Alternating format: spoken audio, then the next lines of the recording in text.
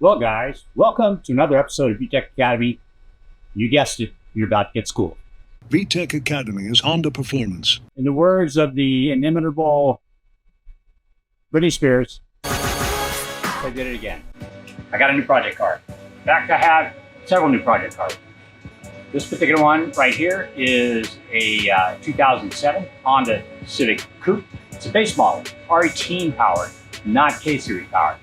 Way back in 2005, actually 2006, Honda gave me a sedan and asked me to modify it for SEMA. The plan at the time was to K-swap it and turn it into a land speed car and go out and set some records. But Honda wanted the car back. Seems the lawyers didn't want us racing it or driving it on the street. So unfortunately, like my dreams, it was crushed and we never saw the car again. But I went out and bought not only this coupe with the R18, I also bought a hybrid sedan. Now, interestingly enough, the land speed car was based on the hybrid bodywork. I thought that bodywork was going to be a little bit more aerodynamic, and I thought it would make a really good land speed car. So, as you can see by the artwork here, it was based on that particular design, and the plan is actually to make that hybrid my daily driver for a little while, and then over the next few years, actually turn it into a land speed car and head back to Bonneville and see what it'll do. Anyway, one of the reasons I got this car is way back in 2006, now it's 15 years later, I wanted to make K-swap mounts for that particular chassis. I mean, Honda probably sold 200,000 plus of these per year with the R18 for like 6 years. So these things are out there and they actually handle pretty good. They have independent rear suspension. Honda kind of sorted out the McPherson strut suspension that didn't work so well in the RSX and the EP3, but it's a really nice chassis and it's nice and big. This particular car, we're not going to actually put back on the road. We're actually just using it for prototyping. So the mounts I want to prototype in this are obviously K-Series because that's the easy button. I'd also like to prototype mounts for the L15B7, the new Civic Si turbo motor, and I think it'll fit nicely the K20C engine. And what the heck, might as well do a J-Series set of mounts as well. So we're here for part one of this conversion, and that's to figure out how to get a K20 in it, what kind of mount combination it's going to take. We've got stuff that's already on the shelf that'll do it, and see what it takes to get it running. So let's get the engine out. I want to apologize for the whining you're going to be hearing in the background. That's actually one of our CNC mills running. I'm actually here at Hasport today, and this is our season. This is when most of our work gets done. So this place is running hot and heavy. This is the mill we usually use for prototyping, so it's mostly quiet, although we're using it for production right now because we are so far behind. Anyway, apologize for the whining of the machine.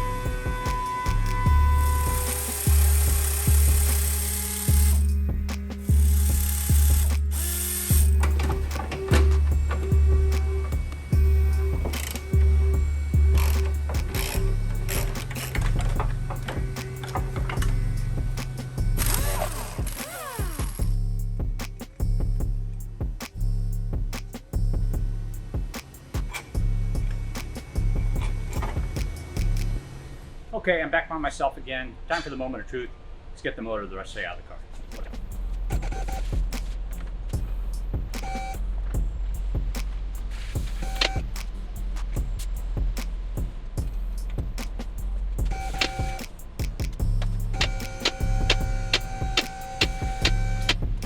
All right, one worthless R18 sitting on the ground. Ouch. Interestingly, there was two things I actually forgot to disconnect. One of them was on the power steering hose, there is a power steering pressure sensor. I actually forgot to disconnect that. And the other thing was the power steering return line for the reservoir. I forgot to do that as well. So that's the low pressure line that the power steering pump draws from the reservoir in order to get power steering fluid. Other than that, pretty straightforward. Kind of a pain in the ass, but I can remember pulling the K series out of the car a long time ago, and that too was a pain in the ass. One thing that's pretty interesting is this has hydraulic power steering,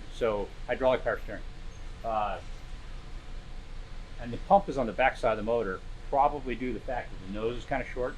So I'm not really sure what I'm going to do with the K20 engine that we put in, because normally this car runs electronic power steering with SI. Probably does the hybrid too, so I may look into the two, kind of compare the part numbers and see if I'm going to go look for a hybrid car to pull the power steering out of, or if I'm going to look for an SI to pull the power steering out of. Or I think initially what I'm going to do is just basically loop the lines on the manual rack and see how crappy it is to drive. Because if it's pretty undrivable, then obviously something's going to have to be done. And I think the solution is electronic power steering. Because I really don't think there's room for the power steering pump up front. But I'll check, because who knows? If it is, just make a couple of custom lines, and you could use a hydraulic power steering from, say, a TSX or an RSX in here just fine. But now it's time to get this thing off the lift, clean up the engine bay a little bit. It's pretty greasy in there, and then we will start mounting our K series in there and see if there's a combination of mounts that Haspert already has that'll actually work for this. Who knows?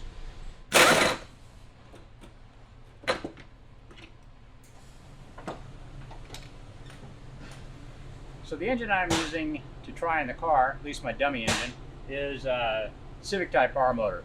This one is convenient. It's basically the same layout as what you would find in the K20 Z3. It's got the deep oil pan with the mount that goes on the back side of the oil pan. The transmission I have here is an 06 Civic transmission, essentially the same as an RSX. The only real difference is the shift mechanism and the gear ratios. But if you looked at an 05 RSX with this on front, it's the same transmission. So the mounts I just took out, and they're very, very similar to the mounts that come in the SI. The difference is the mount on the transmission side is tall. It's up on top of the frame rail, and that's so it fits both the automatic and the manual transmissions. The automatic transmissions are generally larger. On the Civic Si, since it's only manual, that one kind of wraps around the frame rail and sits quite a bit lower. What I'm going to do to start with is just see if our normal SI mounts will bolt in this and hold the engine straight and level like it should. I have a suspicion it will. Then the only real issue is the back side of the block. I don't know if the stock subframe will work, but if it doesn't, I have a 2006 SI subframe here as well, so let's try that out. We're going to be using these mounts. This is the FD stock mount. This is a passive side frame rail mount. It's instead of normally there's a torque mount stock on both the FD and on this base model Civic. This takes place as a torque mount, and then inside the bracket goes one of these Haspert mounts that we've been using on, gosh, countless cars over the years. Then on the driver's side, instead of this that mounts up on top of the frame rail, this one kind of droops over the frame rail and uses this transmission mount. So it go over the frame rail like that, and this mount sits in here like this. This mount is you know, if the bolt spacing is the same, it should bolt right on. The question is whether or not it's going to line, you know, have the engine line up square. Same thing with this. If this bolt spacing is the same as the stock mount here, we should be all good. So let's try it out.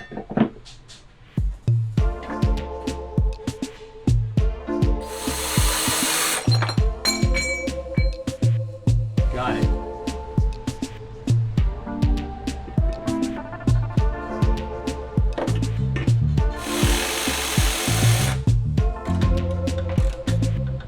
Okay, a few observations. The two bottom bolt holes, from what I can tell right now, they seem to be in the stock location that you would find them on an SI. I can actually go out and find an SI I have out, parked out with all the others to double check that, but it appears to me to be in the same place. But there are some differences. Because of the power steering, it looks like that's going to kind of be in the way. Also, the R18 is a smaller motor than the K, so I believe this mount must sit farther out into the engine bay. This, where the torque mount attaches, is sitting farther out. Hopefully it doesn't interfere with the head of the K series engine, although I imagine it'd be pretty easy to trim back. The other thing is the brace that goes to the frame rail. It seems a lot taller. So where we have our little ledge that it bolts onto, it's up too high. So what I think is going to happen, again, probably because the R18 is a shorter engine and not quite as wide as the K. But I'll take the SI one, bolt it in there, see if it works. If it's the right dimensions, probably just make kind of a steel version of that. But I am going to have to redo this bracing back to the torque mount. So that's all pretty easy. Just need to make a few accurate measurements and I can do that, no problem. But I feel like the two bottom bolt holes, the main bolt holes, that's locating the engine in the same place. Hopefully it's not farther back due to a smaller engine. So I'm going to try, actually let's take a look at the driver's side mount. Well, as you notice when I bolted it in, the two top bolt holes are spaced properly, so I think they're fine. What's missing is the bolt hole is usually down here lower on the frame rail. I have like a spacer that's resting on the frame rail there, but no bolt hole to bolt it to. This is where the other bolt hole is on this mount. Now, on the Fit and the ZFK, we only use these two bolt holes on the top, and we just kind of bend this bracket over so it's snug up against the frame rail. I may just do that because it's easier to do. But it looks like this is in the right position, once again, just like the passenger side mount is. So let's try sticking the motor in here with mounts and see what it looks like.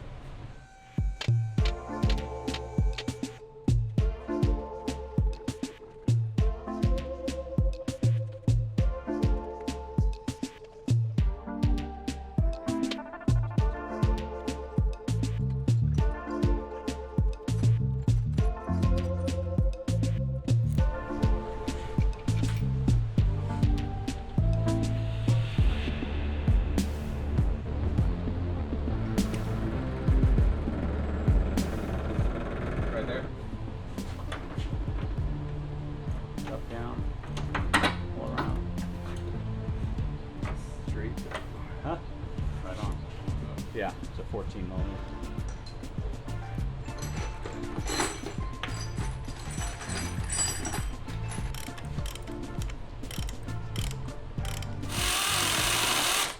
Well, it's 5:15 quitting time. Thanks, AD, I appreciate the help. Looks like it fits with the stock mount. Just gonna have to make some chassis specific adjustments to it. And this bracket's gonna be. Yeah, I'll probably bring this forward, and then I can come around the power steering lines. But the deal is, the power steering is in the way of of what I want to do, but it may or may not remain power steering because I need to put a pump on here and see if it interferes with the hood. Because I mean, this is hydro power steering. The SI is actually electric power steering, but you know, if we can leave the hydro power steering on and somebody just needs to make a line, it'd be a lot cheaper than doing electronic power steering. So anyway, tomorrow we'll check the rear mount.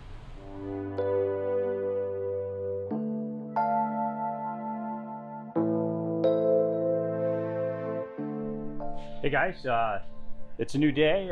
We've got the 07 Civic back on the lift, and we're going to be working on the rear mount. The rear mount on these cars attaches to the oil pan. It does on the R18 and it does it on the K20. We're going to see what it's going to take to connect to that. What I have right here though, just to kind of get going, is the subframe. This is the stock subframe with the hydraulic power steering, and this is the SI subframe. I don't have any power steering for this particular one. I just have the subframe. This little sunbaked from sitting out in the sun since 2006 when I first got this thing. But a couple things I've noticed right off the bat. It looks like the rack might bolt in the same way, so I'm going to take the rack out of this particular one and bolt it in here and see if it fits. But I did notice that this, where the rear mount goes, is in a slightly different position. It's about 1/4 inch away from the two, and if you compare the rear mount that Hasport makes for both the R18 and the K20, the one for the K20 is actually shorter. So evidence, of course, that the engine is larger. So what we're going to be doing right now is start off with is we're going to bolt up the 2006 Civic Si subframe with the mount for that particular subframe, and that'll kind of confirm that the engine is in the correct place. If that mount lines up nice and straight and is the correct length, then we're pretty certain that the engine is in exactly the same place, and that kind of helps me proceed further with the mounts I want to build. After I do that, I'm going to go ahead and put in this subframe to check out and see what I might have to do in order to redesign a rear mount for this particular swap. I'm hoping it'll be something simple, like just making a new bracket that goes on the back of the oil pan. If that's the case, then that actually opens up some other possibilities as well. But let's get to it. Right, you have yeah.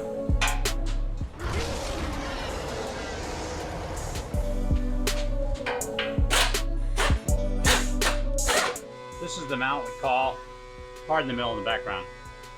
This is the mount we call the FTRR. This is the one that's built for this particular car. So see how it fits.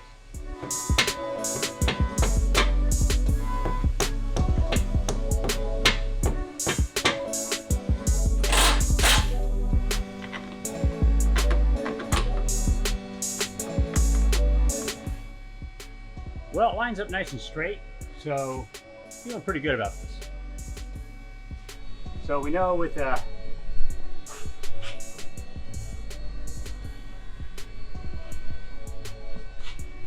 normal FD rear mount, it lines up nice and straight.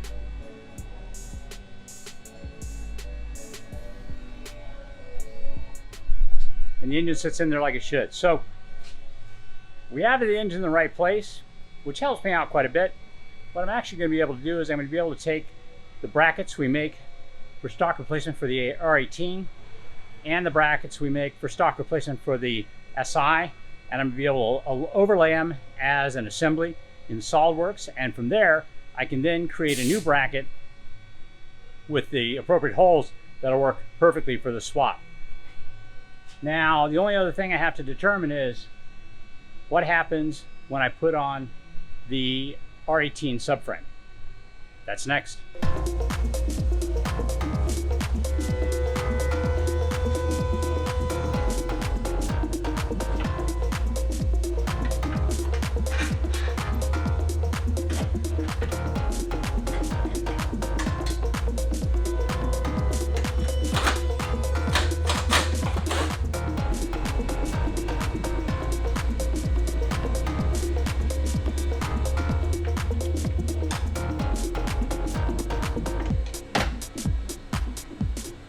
I'm trying to put this up in here. I actually took one of the rear mounts that normally goes in this car and I exchanged the pin for the through bolt style one. It looks like it's just slightly too long. So first of all, I'm going to try this particular mount, which is actually shorter. See if the problem is it's too thick to go into this opening. So what may wind up being the solution actually is to make a shorter version of this bracket in steel. So it looks aligned pretty straight, which surprises me. So I think maybe the only difference was this bolt hole is slightly farther forward, which means this bracket needs to be a little bit shorter. It'll be interesting to see if I can get past this bolt head. I imagine possibly if I used a socket head cap screw, that might make it doable. But basically I'm going to need to make a thinner version of this. So perhaps what I might just do is go in and machine this to the correct thickness to go in here, and then what would happen is the new mount would be just a thinner version of this. Well, to the mill. Once again, pardon the mill in the background. Actually, I just went back there and shaved these two down, so now this is the right size to fit inside our subframe for our base Civic, and I just need to swap the urethane over and we'll try it in.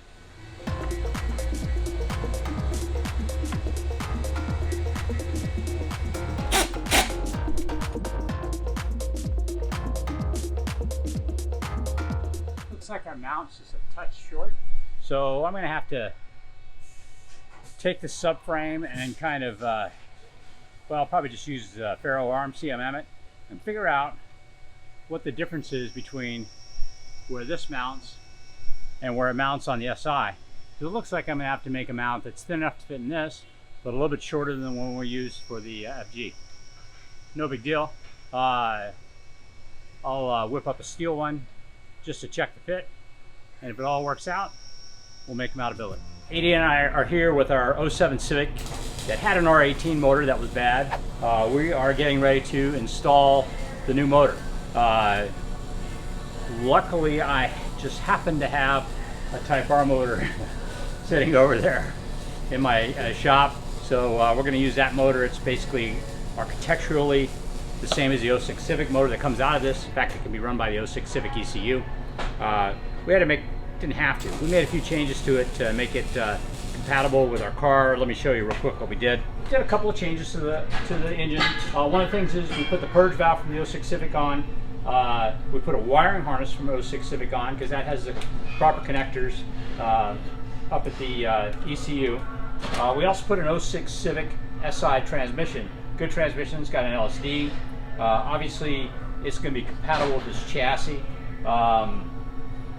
But as you can see, if I flip it around here real quick, this Type R motor actually comes with the bracket that mounts to the oil pan. So that's also going to be compatible with our rear mount. One last thing we did is we took our EP3 idler pulley and put it on there. This engine was kind of stripped down. It was missing an alternator, idler pulley, a bunch of vacuumized throttle body. So we grabbed all those from other cars, put them on.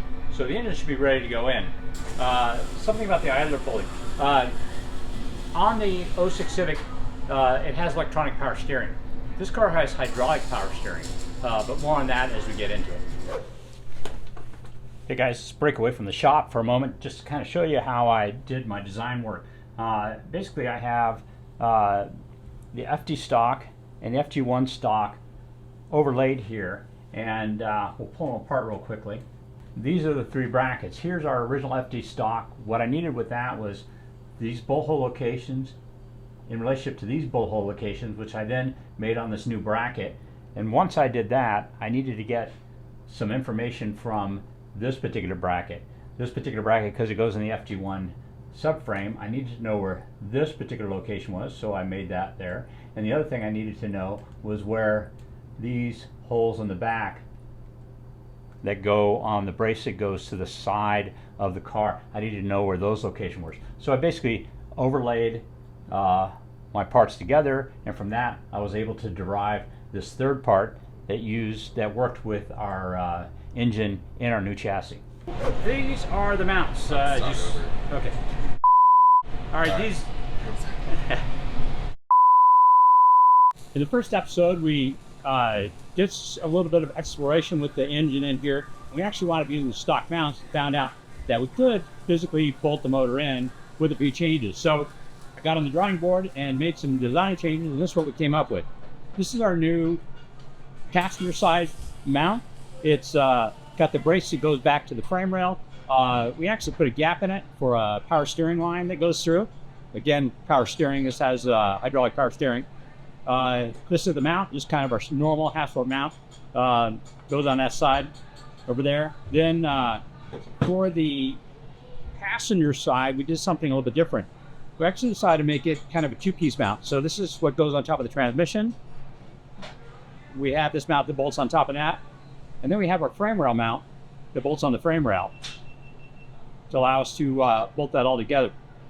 Then on the rear mount, this is actually the normal rear mount you would find in an FD2 kit. The difference is the mount was actually too thick for our subframe. Our subframe's a little bit different. So what we're going to do is we're going to come up with a special thinner mount that we can use with the stock subframe, so you don't have to get the SI subframe, and that should fix that. But dimensionally, you know, the center hole, that was all the same. So we just needed to make a change to the thickness of the mount, though. Just bolt it in.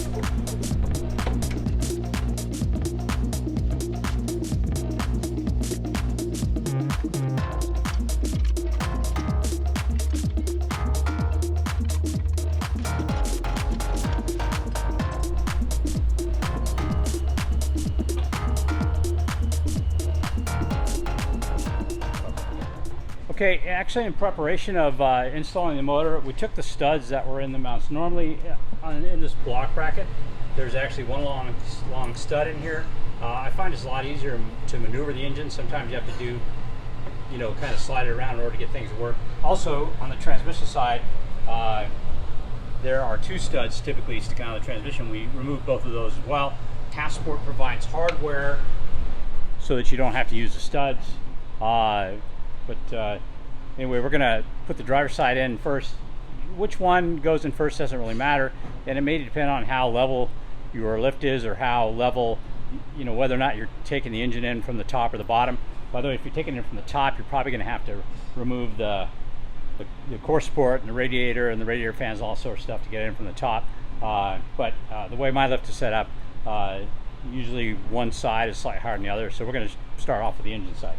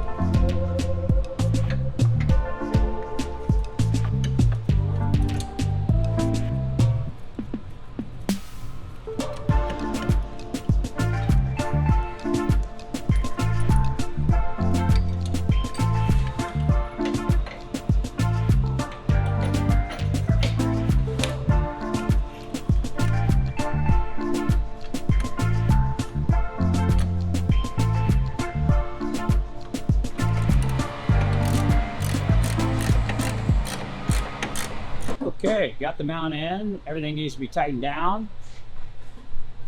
And now we're going to put in the rear mount. Okay, this is our subframe. This is the stock subframe that came on this particular chassis.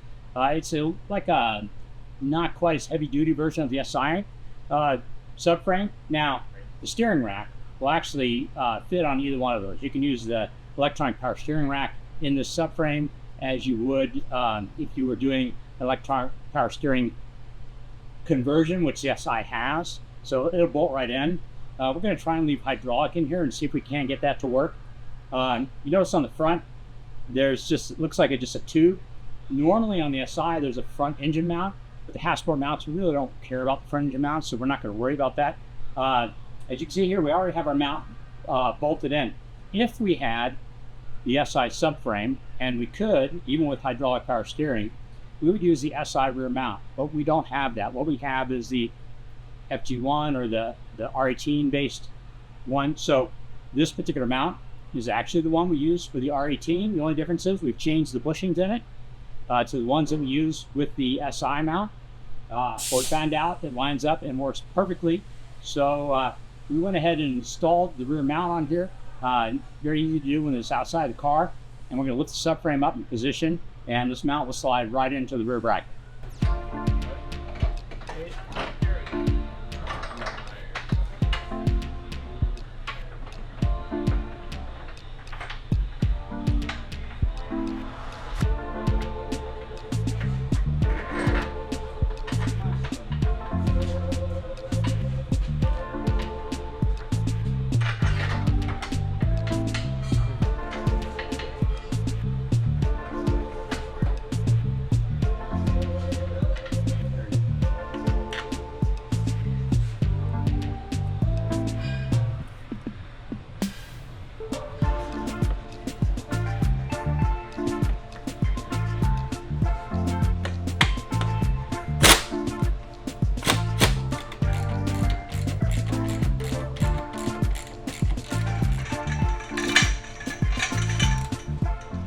All right, let's take a look at it real quickly. You can see right here the rear mount, short and stubby. Had to use a little bit of persuasion to get it in. Sometimes I find if you leave this bolt loose, it makes it a little bit easier to get it in. So might try that next time. We actually cheated and put our intermediate shaft in before we put the subframe on, because it's kind of hard to reach the bolts once the subframe's in there without extensions. Anyway, yeah, that's what it looks like from the bottom. Kind of looks like that subframe was made for this engine too. Well, we have our engine in, sitting just like it would in an SI with Hasport's new FG1K kit. I'm gonna start doing all the hookups today. I got a line, a list here. Clutch line, radiator hoses, heater hoses, booster, the booster vacuum line, fuel line, battery tray, and battery tray, axles, accessories, belts. So we're going to get an accessory belt that fits both the idler pulley and the power steering pump, depending on what you have. We're actually going to try and put power steering in this with hydraulic power steering. So we'll see how that works out. Intake, I have a stock intake. We'll put that in there. I need to find a MAF sensor though. And then the ground wires and charge harness. So that should get us most of the way there. And then hopefully, exhaust. Yeah, so probably try to do some of the exhaust as well. Let me add that to my list. Do you have stock exhaust? Sorry. You have stock. Did you ever change yours on your car yet? Yours 2012. Yeah. Not gonna work. I have an 06 Civic header, like a old DC Sports one from when we built a car for Honda in 06, 05. But I may have a stock one too, so we'll have to look. If we've got a stock one, to get it running, I don't care if there's no cat, just to get it running, but to drive it, I want a cat on it. Yeah. So we'll take a look, see what we got. Okay, so anyway, first things first, we took a look at the clutch line. We're going to try and use most of the stock clutch line, but we do have the hard line that comes off this 2012 cylinder. It comes up to a particular point. We've got a bracket that came on the stock motor. It doesn't quite fit. You think you can modify that so it works? All right. Well, I'm going to let you do that, and I'm going to go try to buy some accessory belts. So here we go.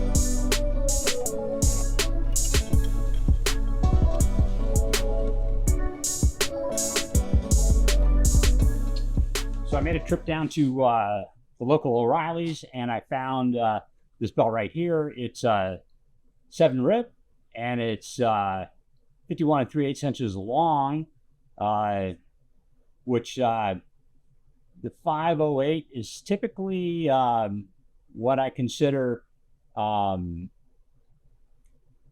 50.5 inch belt, but you know, it says down here 50 3/8 inches long.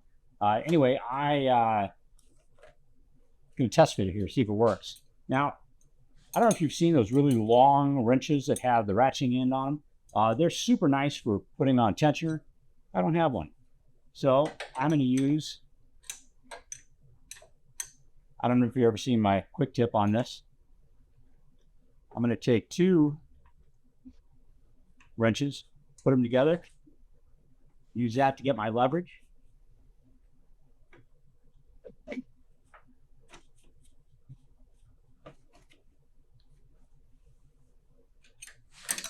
And there we go, belt on.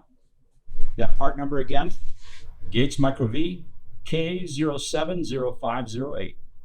By the way, this is usually 50 inches and 8/16. And this right here is 1,291 millimeters. Now it shows here that it's slightly longer than that in the parts thing, but I think that's actually more accurate to what size it is. Make sure you connect your ground wires back up to your car after you take it off. This one, there's one that's over here on the driver's side shock tower. I had to remove a little tab that hung out that is directional because of the flange washer I'm using that comes with a Hasport kit. It's not really set up for that. It's kind of universal, so it doesn't have all the different configurations you can do. This side, this locating tab actually sits into the, keeps the wire aiming in the right direction on the bodywork. So, and this comes up to the engine mount and attaches to the flange washer. So again, make sure you put those in there. Many times I've seen people try to start the car without the ground wires in there, and then usually what will happen is the starter wire will seek ground through the throttle cable if it's a throttle cable car. On this particular car, this of course is a drive-by-wire car, so there's no other way for ground to get there, so it'll send juice back through the ECU. You don't want to do that.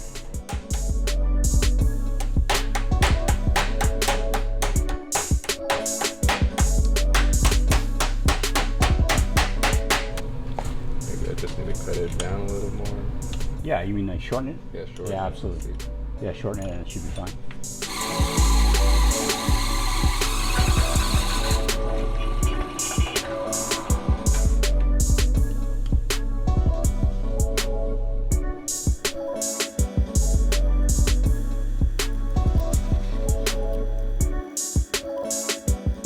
We could have ordered one from Honda. They're only about $7, but we're already here. AD is pretty good with metal, so what I had them do was rebend the bracket a little bit. We mounted it to our flange washer, and then when we installed it, we made sure we sandwiched our ground wire in between the bracket and the flange washer because we needed to put the ground on this side too. We could have added a second flange washer, or had we got the stock bracket, we probably would have taken the ground wire, put another flange washer on the back, and attached it there. It will reach back there, but I like the way it turned out, and should be no tension on anything, and got it done with minimal amounts of work. By the way, in order to bend it, straighten it out, and everything like that, you actually use the press brake to do some work on it. At home, you're probably gonna have to use a hammer and a vise. We can go purchase some SI heater hoses, and of course those will work just fine, but I'm gonna try and again reuse what we already have. These are the heater hoses that came on the stock engine. I think that with some creative trimming we can get them to work, so we're just going to try and put these on, see if that works. Let's see if it'll reach the, this one goes to the bottom. Not even.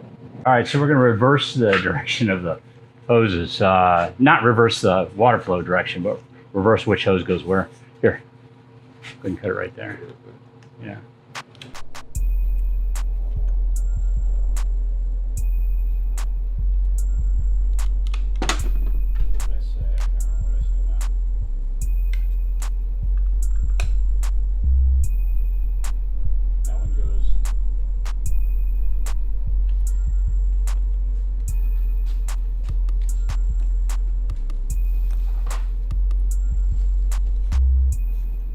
this one is going to go like that, and then we'll trim it.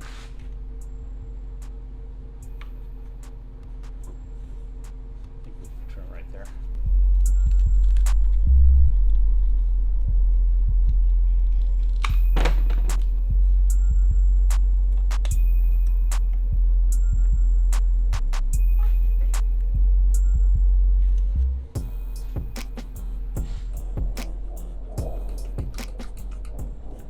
Yay, now watch the clamp not be big enough. Yeah.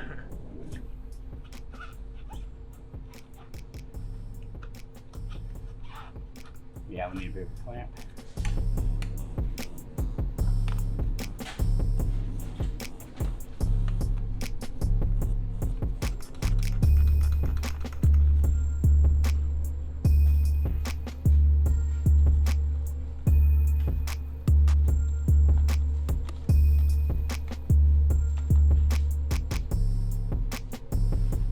All right, so I made sure I ordered hoses for the car so that we would have those, because radiator hoses are next. And apparently I got the wrong ones. I hate when that happens. These look like they are for the R18 motor, not the SI motor. So no radiator hoses this time around. Not a huge deal. We can put those on after we do everything else, but kind of a pain in the butt. Anyway. Send these back to Honda, get the right ones. All right, what's next? Axles, let's do some axles.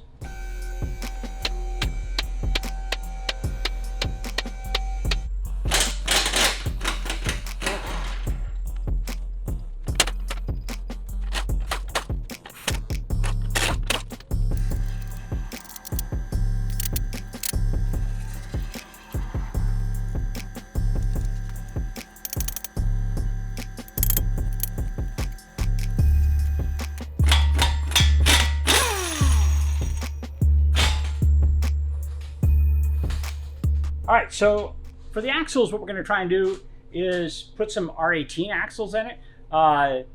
Who knows, they might be the same size. Honda tends to reuse engineering. That spline is definitely the right size for the intermediate shaft.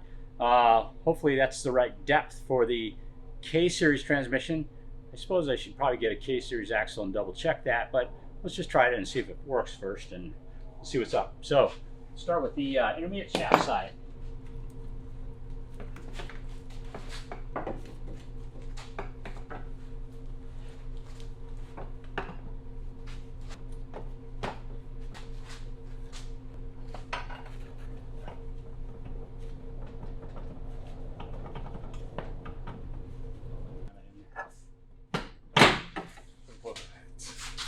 Huh? There you go. Yeah. You get your fingers? No, I didn't. Oh, okay. I'm surprised. Oh, that went in? Yeah, or I'm just surprised that it looks like it's gonna work. Hey, it might work, yeah. So what we're going to do now is measure them to see if they're the right length. Basically what you want to do is you want to try and get the axle parallel with the ground. You may want to lift up because it's got stuck springs on it, but we'll give it a try. We should be able to get enough information off of it. Right there? Pretty parallel. Pretty parallel. All right, so the proper way to measure an axle is once you get it so the axle's more or less parallel for the ground, you want to push the axle all the way and compress it completely. Looks like it's pretty compressed, unfortunately. Let's try it. Oh, there we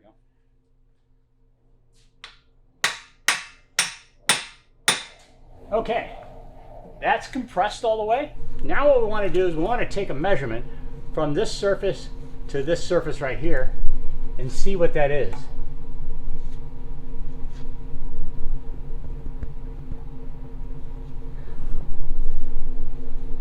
It's about 70 thousandths of an inch. That, by the way, is well within a spec to work. As long as it's within a quarter inch, either protruding or recessed, that's going to work. So good news, our right axle is going to work as is. Can we be so lucky with the left axle? I don't know. All right, I decided actually to check something out first. This is a B series axle. This is a K series axle. Check out the difference here in the height. See how The K series is deeper. People have tried putting B series axles in their K series car and it doesn't work because this spring clip doesn't engage. It winds up popping out all the time. But I've still seen people swear it works and it doesn't work. Anyway, before we put this R18 axle in, if it's the right size, I want to leave it in. But if it's not deep enough, it's going to pop out and I want to know. So the moment of truth. Here we go. It's the right length. That's what she said. That's what she said. Well, if it engages, if it's the right length, we got a match.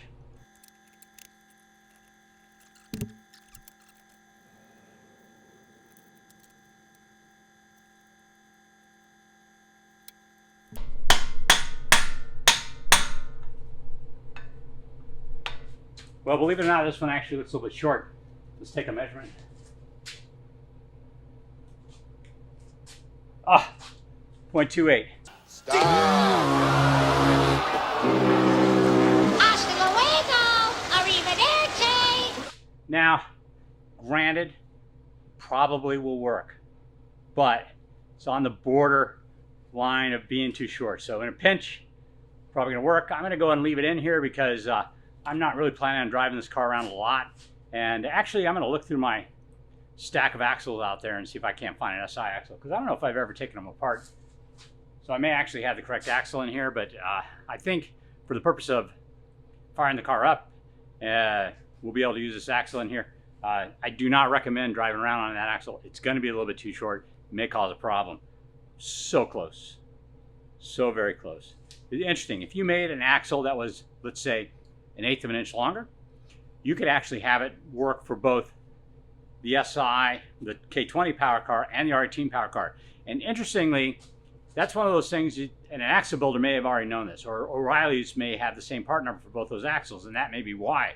So this may be one of those things where down in the comments section, somebody comments, oh yeah, we've been doing that for years, you know, putting these axles in. So interesting. But right now, so you got an SI, right axle goes out, you can get one on any R18 car that has a short axle on its side. I'm not sure if the automatics have an intermediate shaft.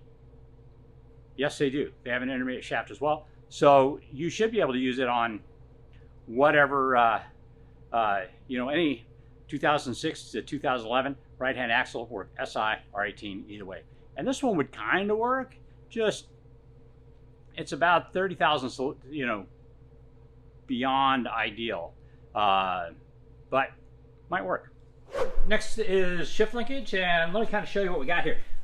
This is a stock linkage right here.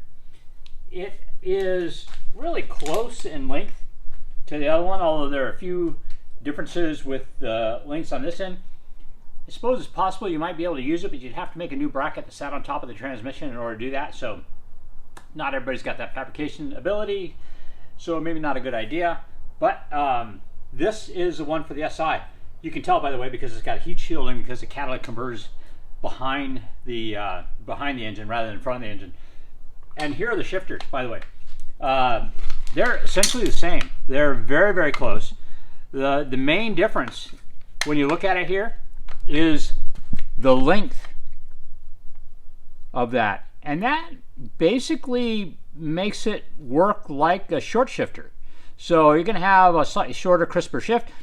I think the main reason you do that, though, is because of the left and right travel.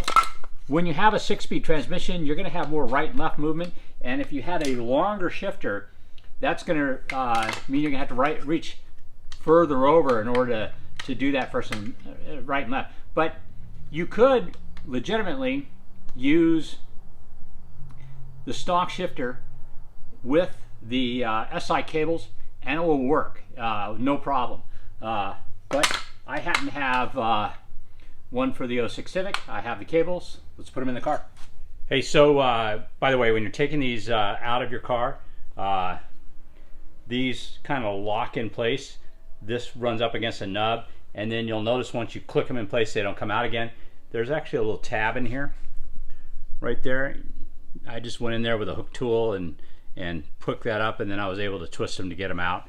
So just kind of a tip on how to get them out when you need to get them. Also, when you put them back in, there's this metal bar that comes down off to the left side in the tunnel. This cable goes on the left side of that bar. So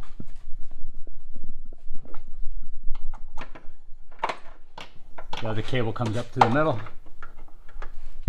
Sorry. Yeah, it's okay.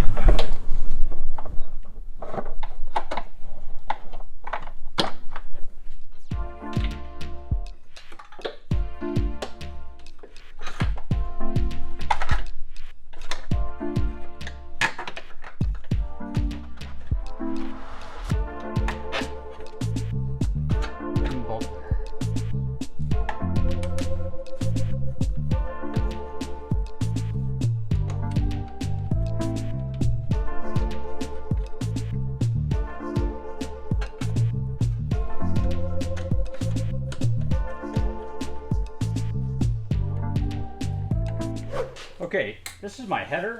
This is a DC Sports 06 Civic Si header. I actually don't think you can get them anymore because they're not OD or CARB illegal. In fact, I'm just going to put this on basically to get the car fired up. I'm not going to drive around like this, although I'm thinking I might just whack it right here, put on one of the ball couplers, put a cat in here, and make it into a catalytic converter exhaust. I think that'll actually be pretty good, easy to do. I will look around. I did find an 06 cat, but I don't think I have the header pipe, but I might be able to find that as well and use that. My plan is not so much to drive this car on the street, but I have a hybrid Civic. I would like to convert from hybrid to K-series power, and I do want that to be legal. So that's going to become a new daily driver. Anyway, and that project will be after this project. So let's put this in there.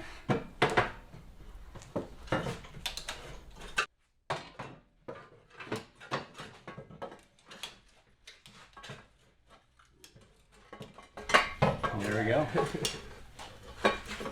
Can you reach on top for the nuts, or do we need to put both in? All right. Thank God you're tall. This header actually has seen quite a bit of abuse. It ran on my CRZ, which was supercharged, and actually had 375 horsepower. So this header was able to support 375 horsepower the way it was. It was a bit hot though, and kind of trashed the flex fitting. But like I said, I'm gonna put a ball fitting in there. Yeah. By the way, that's one of the problems with the race headers. They're so long, and with the flex fitting back here, any slight movement in the engine actually usually winds up having the header make impact with the firewall. If you look at the way Honda did their Type R motor, they actually put the flex fittings up where the pipe comes from 4 to 2. So it's actually a lot closer to the engine. And the key to getting it to not make contact is put your flex fittings as close to the engine as you can. But we don't have, well, if I put a stock one in, I'm good to go. But I am going to try and move my ball joint up here in front of where this flex joint is, and hopefully that'll work. So, all right, we got the header in, got the cables in. Anything else I want to do underneath here? Got the axles in. Let's go ahead and tighten up all the suspension, and then we'll drop it down. We can tighten up the header and then install our shifter.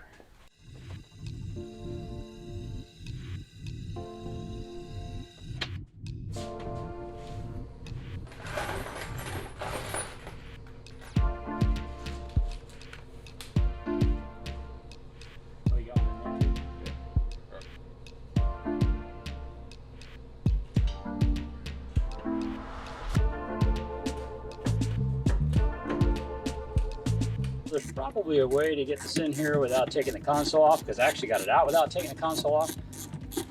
I pushed the cables up too far and disconnected them, and then so probably would have worked, but there's only 4 screws it looks like to hold take the console out. At least that's what we think. So we're going to try taking that out. That allows us access to the sides of the shifter so that we can easily twist the cables into place. There was one little electrical connector we had to disconnect to get it out, but Let's set that in.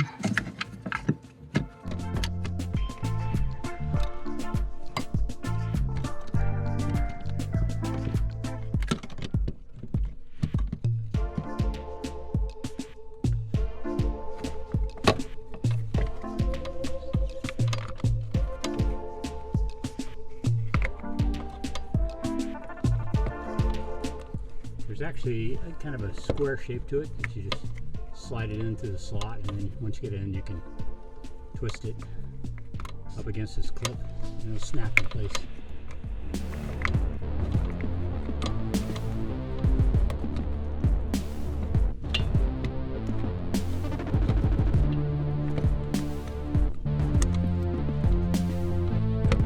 Yeah, it's a bit of a struggle.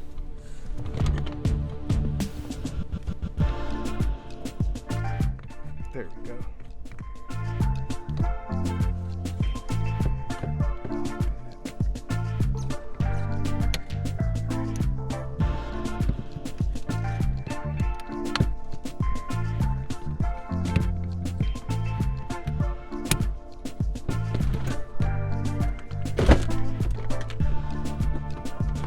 Get to plug in it. Okay, so we didn't get quite everything done I wanted to get done on the car, but we're spent 4 hours on the car. Yeah. By the way, it always takes a lot longer when I'm trying to explain to everybody. Anyway, we'll get back, fuel, some vacuum lines, and notice a few things about the wiring. I'm going to go ahead and address those as well.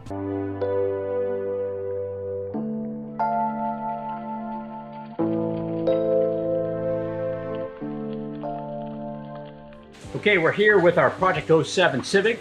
We left off last time with a bunch of stuff on our list that we did not get finished. We're here to complete that today. Some of the things we have is we're going to do the exhaust. We're going to hook up the primary and secondary O2 sensors. We're going to do our radiator hoses. If you recall, last time we tried to use the ones that came on the R18, they didn't fit. I went ahead and bought heater hoses too because they're actually very inexpensive and I like the way they're routed a little bit better. We're going to do the evap line, the brake booster, the fuel line. We're going to try and use the stock fuel line, although that's not really going to work. I think I'm going to have to order a new one. We're going to connect our adapter that goes between our engine harness and our car in order to get all electronics correct. Then we're going to just put it all together and see if it fires up.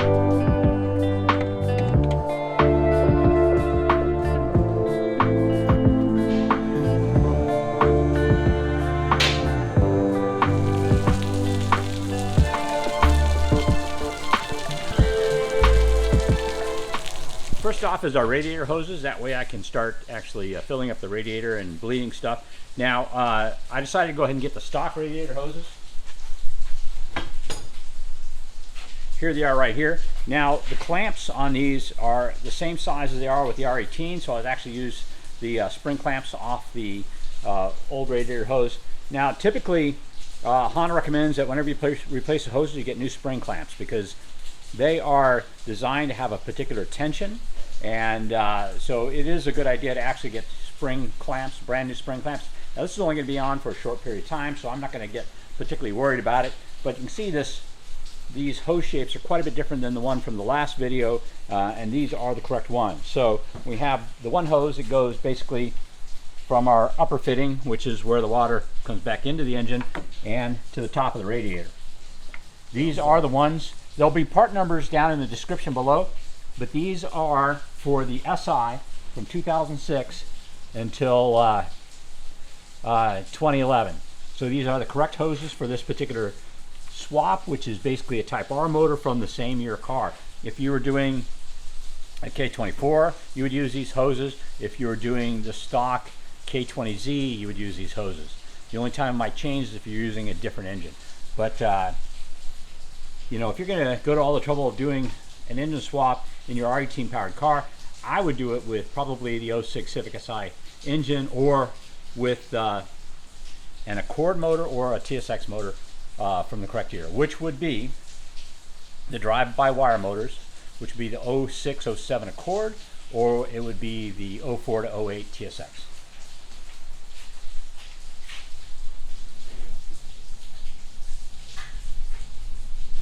There we go. We'll do the bottom one from below. It'll be easier. Another thing I bought was the stock SI heater hoses. I did that because I noticed that this had a little restrictor in here, and I'm assuming what that's for is to slow down the flow of water for whatever reason. Perhaps it puts too much water through the heater core, or perhaps it moves so fast it doesn't really have a chance to properly exchange heat with the heater core. I'm not really sure, but I figured since Honda thought it was necessary, I went ahead and did it anyway. Another thing about that is if you look at these two ends, you'll notice this one's slightly larger.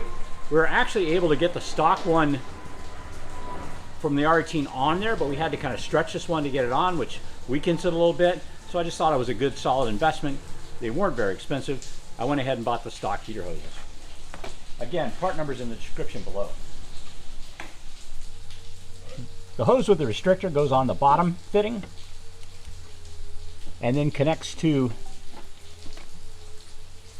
the smaller of the two at the engine, and then the larger one at the engine comes out and connects to the top fitting at the heater core.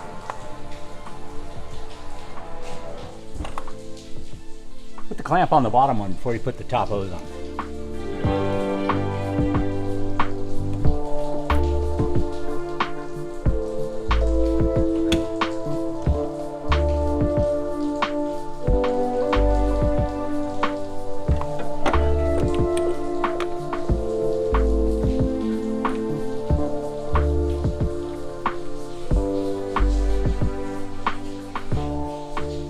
Next, we're going to connect the evap line and the brake booster line.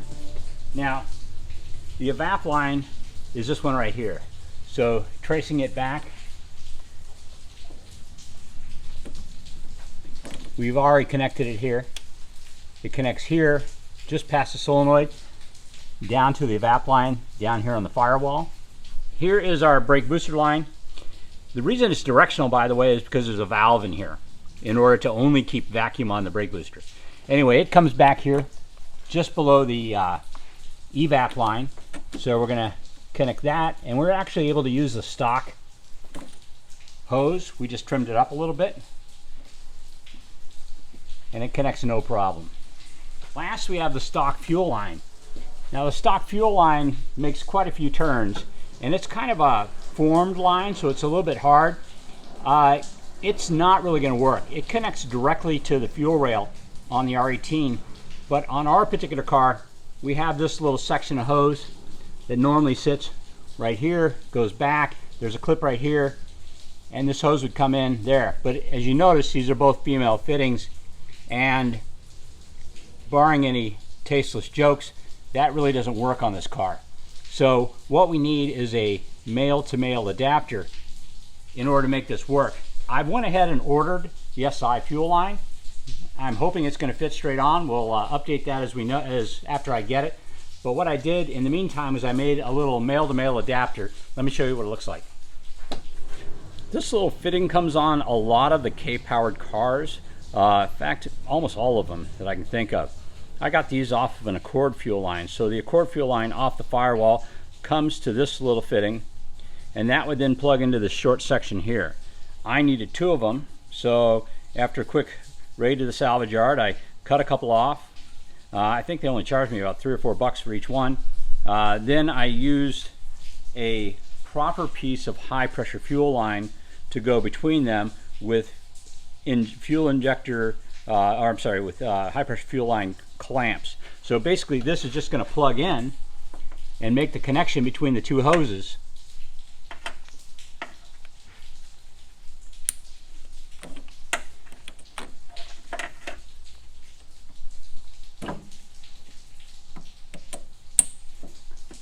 Now, once I get the proper fuel line, we'll try it on, see how it works, but this will work for the time being.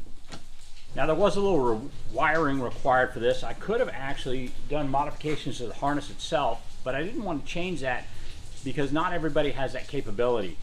This is something that actually could be made and sold in order for this swap, but here are the items I had to make. One of them was a starter extension. So the starter wire comes out up here off the firewall, and it starter wire is contained inside the engine harness on the R18. On the Civic Si, it's a little bit different. This starter actually comes out down here next to the connection, or the charge harness, which is this part right here. This is our charge harness. So you can see right here, that's our connection. So I needed to make something that went from here up to here. So what I came up with was this little device, just basically a piece of wire with the right connections on the end. Now, you can buy these connectors brand new from a company called Corsa Technic. I happen to have the terminals, and I just scavenged some plugs off a couple of harnesses in a salvage yard when I was there. So let's go ahead and install this.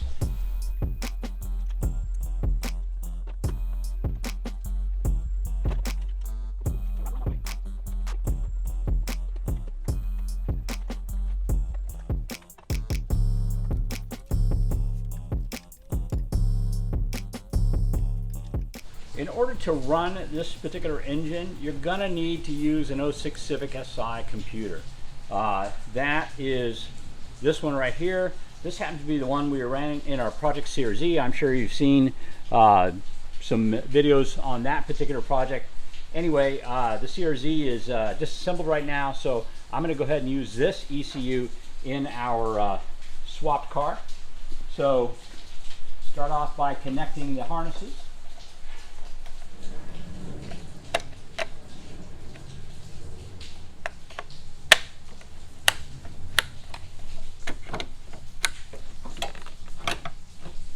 I'm not sure if I showed it in the previous video, but I had attached the bracket for the ECU when I put the clutch line hoses in. It bolts in like it would stock. It actually has a mount for the fuse box, as well as a mount for this line right here, for the clutch line. The charge harness we used for this particular swap was, of course, the one from the Civic Si. Those are available new from Honda. They're also usually found on engine swaps pretty easily. I don't know if there's any others that are compatible with that, but that's the one that is obviously the most, bolt-in. Matter of fact, it bolts up to the fuse box just like it would in an SI.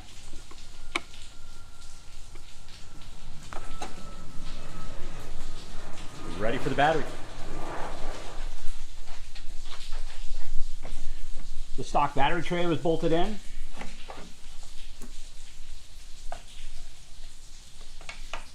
I think there might be some plastics that are supposed to be on there that are missing, but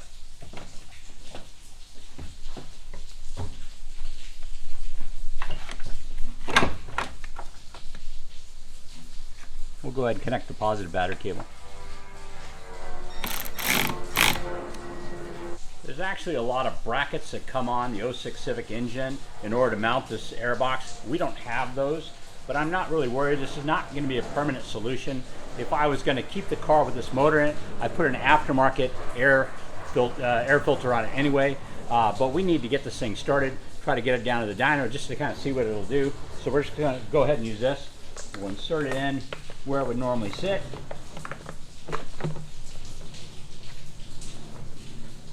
It'll work fine with the Hasport mounts. Oh well, the hose clamp's something I have to buy from Honda. If I recall correctly, I may have taken it off because I think the throttle body is slightly larger on the Type R motor. I'll have to measure that and see. This is the SI intake, right? This is the SI intake. So, yeah, air intake. I was actually able to find this from somebody who had put an aftermarket intake on theirs. So, we can press the hose to get it in there. It actually snaps on the hose. There we go.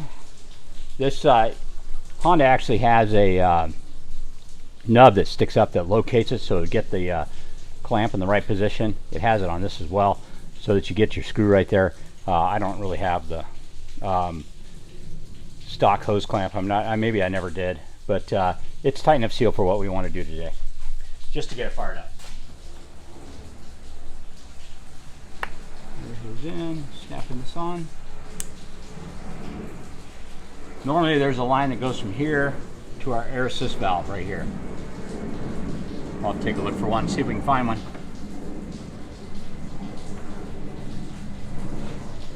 Alrighty, up she goes. Don't forget to put your bottom radiator hose on. Let's see here, it goes like that.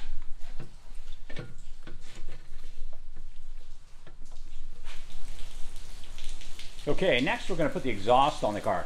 By the way, the other day we were pushing this car out and this got caught on some concrete and actually wrecked our pipe. Although, I'll be honest with you, if I was going to make this car street legal, I would have cut this section out and I would have put a cat right here. And then that would have kept it legal.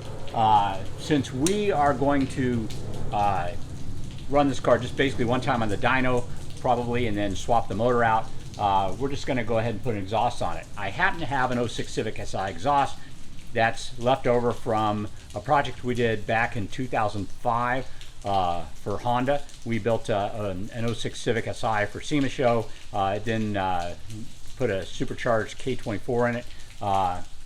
This was actually before Honda had their Flash Pro ECU, so we did a dual ECU setup. But anyway, we're just going to connect the SI exhaust, and in reality, only have a couple of the supports to line up, so but enough to get it in for now.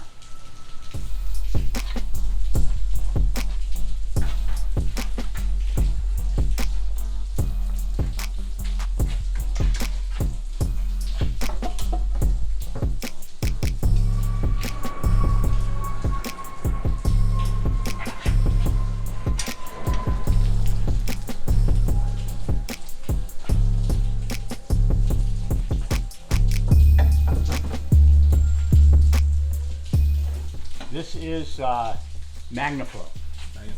Yeah, MagnaFlow exhaust. They actually made this extremely quickly for the SEMA show, yeah.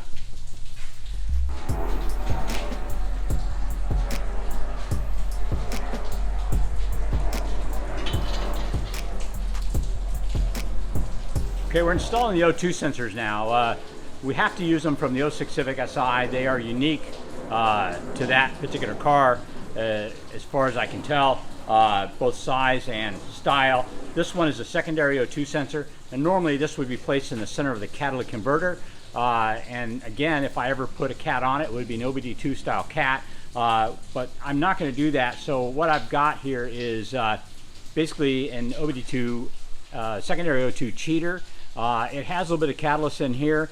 I'm only doing this in order to get it on the dyno the one time. Again, this car is not street legal. It will not be driven on the street like this, but I need to be able to dyno it just to kind of see how it works out. So basically, this goes in, it screws into the secondary O2 sensor, and then that little catalyst actually allows this to think that there's a catalytic converter on the whole system. So that will allow us to set it up as though it was OBD2 legal, even though it is not OBD2 legal, and it would be illegal to drive it on the street. Just don't do it! But it will allow us to do that just to get a dyno run. Then it's going to come all apart. The two-piece construction is really nice because it allows me to basically set it up in the angle I want it. We're going to go ahead and face it forward because it helps with the wiring. But you could basically angle this any direction you want it to, which is kind of nice. You just screw it in to point it in the direction you want, and then you tighten this nut down up against your exhaust, and it works. Holds it in place. These two plugs are from my adapter harness up top, and wow, they're the same type of plug. So I believe when I made these, I made the secondary O2 slightly longer in order for me to be able to tell which one went where. We'll plug that one in there, plug the primary one in here, and now I need to zip tie this stuff out of the way since the stock brackets no longer work, and we can all tuck it right back up in there. Looks like I can make this stuff a little shorter. All right, so basically we're at a point where we can fire it up. We do need to fill it with coolant, and we should do that before we dyno it, but we don't need to do that to fire it up, just see if it runs. One of the things though, if you do the swap, that you're gonna have to do is you're gonna have to make a trip to Honda. Because what winds up happening is these computers are actually matched to the MICU. That's the multiplex integrated control unit that's actually in the fuse box inside the car. And basically it talks to the immobilizer. So if you want your ECU to start your engine, it needs to be able to communicate with the MICU, and the MICU needs to tell it everything's okay. So before we actually did this video, I had assembled the car and brought it to a Honda dealership. They went in and actually reprogrammed this computer as though it was a new computer for the car in order for it to accept the key that was programmed for this particular car's MICU. Once we did that, the car should have fired up right away. But I decided to bring it back here so you guys could hear the first fire up. All right, let's get the battery connected. And I think this battery might be kind of dead, so we're going to go ahead and put a jumper on it. Yeah. URLs came on. Well, I hear beeping. Yep. Oh. Now we know why I went dead. All right, let's see if this thing starts up.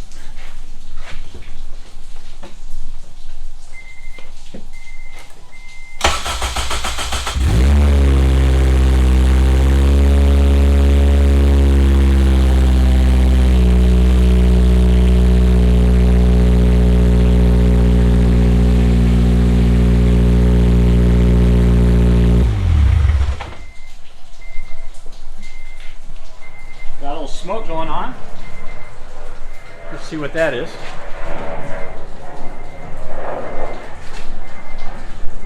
Is it just condensation off the... Or is there an exhaust leak? I don't think there's an exhaust leak, but you know, it's pretty wet, so it may actually just be water from the... It looked like steam. Yeah, it dissipated pretty quick. It's not like it's hanging around in here. So I'm guessing it's steam off the header. So, cool. All right, she fired up. Let's see if the wheels turn. Yeah, they were. They were? Yeah. Nice.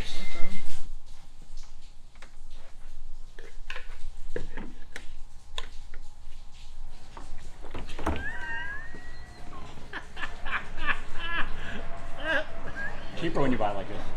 Hey, Gaghagen, man. That's so funny. Well, the Gaghagen thing, that's what I'm laughing at. Hey, Gaghagen man! I don't even think they're around here anymore. Yeah, they are.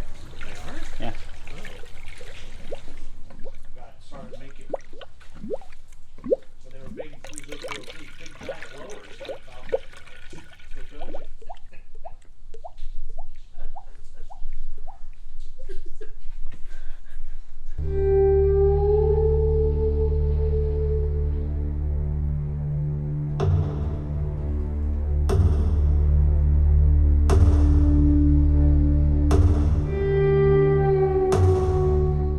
We got this thing fired up, but we noticed it's actually smoking a little bit. So we're gonna do a few tests on the engine, see what's up with it. In our next video, we'll check back with you. I'm gonna go ahead for the next video and we'll show you guys how to do this wiring. I'll do a compression check and leak down check on the engine, see if I can figure out why it's smoking a little more than I want it to. And also show you how the fuel hose fits. When we finally fired up our Type R motor, it smoked us out of the garage. So what are you gonna do when your motor smokes? Well, you do what any Honda guy would do. You find your pile of motors and you look for another engine. We're gonna put a K24 A2 into our 8th gen, and I'm gonna show you how.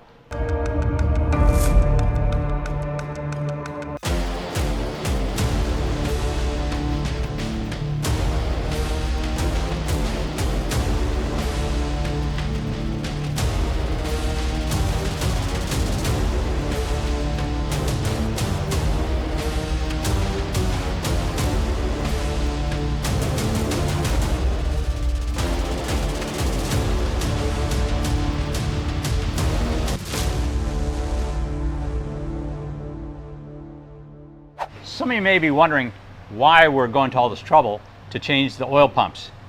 When we change oil pans, which has a rear mount on it, it's a taller or deeper oil pan, so we need a deeper pickup. So that's why I have Scott doing double duty here right now, getting these two motors changed over. So if you compare these, this is an RSX Type S pump, and this is the Civic Si. Actually, this is the Type R pump from 06 to 11, which uses that deeper oil pan. It's pretty obvious. You can see there's about, I don't know, maybe 10 millimeters difference between these two pickup points, and that's because of the deeper pan. Now, you don't actually have to go out and purchase one of these Type R oil pumps. You could modify the 06 Civic pump. Let me show you real quickly. Right over here, we have an 06 Civic pump. You can see how it's got the taller pickup, and this is actually one out of a CRV, kind of rusty because I just leave it out there in the weather, and it rains occasionally here. Anyway, basically the big difference between the two is on the underside here. Can you see these cutouts right here? These cutouts are actually for the counterbalances on the crankshaft so that they can clear when the engine is spinning around. So if you want to use this particular oil pump, the one from your 06 Civic motor, you need to do this.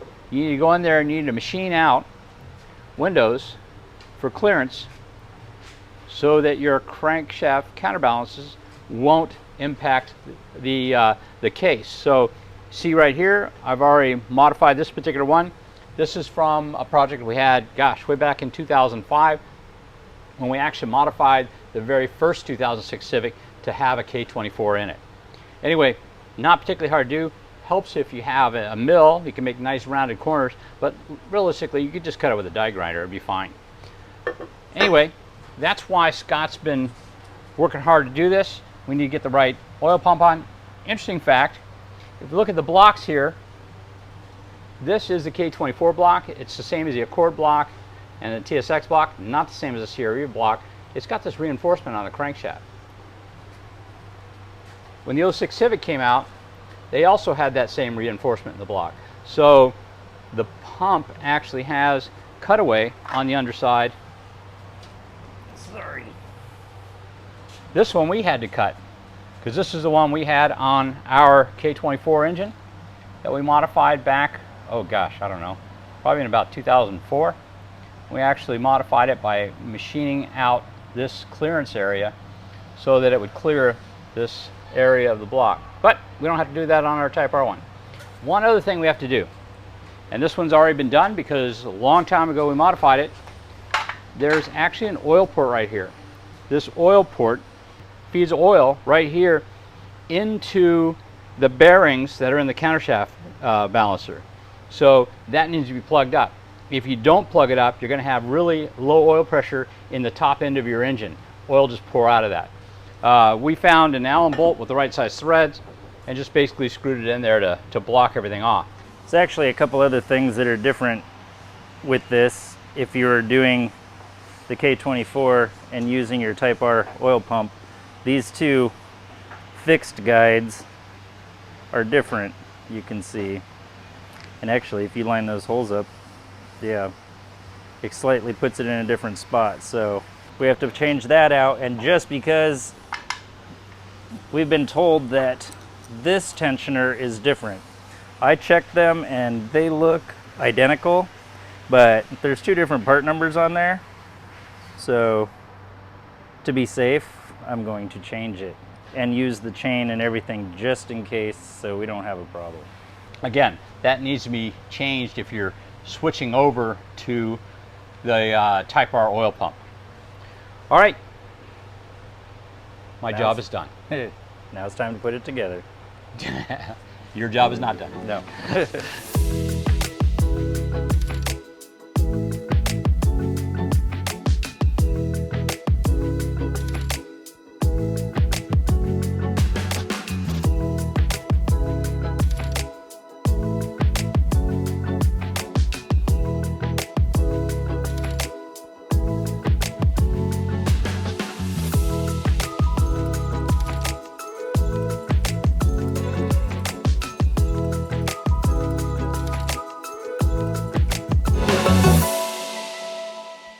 So we took old Smokey out and decided to go opt for K24 too because, you know, K24. Yeah. But we had to make some modifications in order to get it working so we could put it in the car. The big thing was the rear mount for this particular swap is on the oil pan. The oil pan's a little deeper. So what else did we have to change in order to make it work? In order to do that, we had to change the oil pump, the timing tensioner for that, the guide, and the chain. Oh, wow. You could probably get away without changing that, but you're going to starve for oil because the sump is deeper. So, yeah, it's like this much difference between the two. Yeah, so you're going to want to two. change that oil pump, yeah, obviously. And so that's what it takes, and you got to pull the timing cover to get to those screws in order to get that out. So the window tray is changed different. It was kind of confusing on this particular engine because we'd already switched to a Type S oil pump, and it had almost all those parts.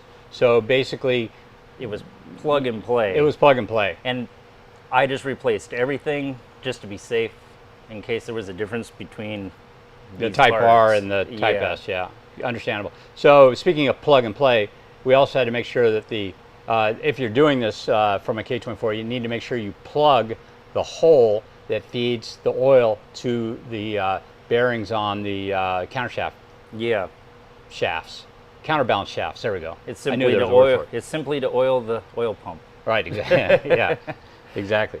So so all that's done. We made a few other changes too. It looks like you changed the intake manifold. We changed the manifold from that TSX style. Right.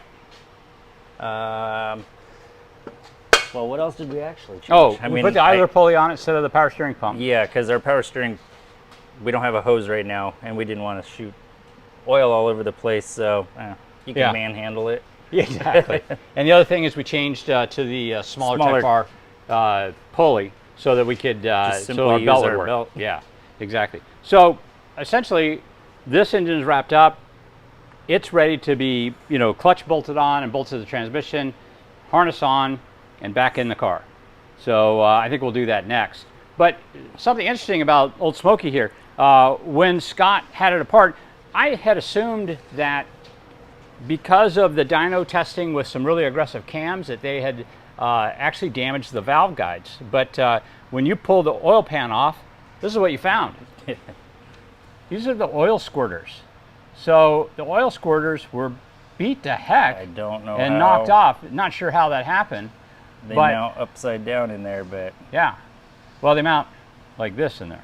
Yeah. Yeah. So what happens is they squirt oil on the bottom side of the piston to help cool the piston. But since these were broken off, I'm pretty certain it was squirting oil straight at the cylinder wall. And it probably was getting by the rings, and that was causing our smoke. So what we're going to do is replace the two broken ones with two not so broken ones and see if it solves our smoking issue. Wouldn't it be nice if all smoking issues could be solved that easily? Yeah. So we're gonna give that a shot and put this motor in a different car and fire it up and see how it goes. And not sure which car. You've seen us change the head in the car before, so yeah, it's not gonna be we terribly can do that. Yeah, exactly. So anyway, that's a little bit of good news here about this whole debacle. The other good news is now you know that if you have an R18 powered 06 to 11 Civic or a Civic Si from the same generation, you can actually put a K24 in there, and this is what you need to go through in order to do that. So I guess we're ready to take it off and bolt it into the transmission and get it in the engine. So Scott here has put together our K24A2, and we're getting ready to throw it into our 07 LX for our engine swap. Scott, what do you got going on right now?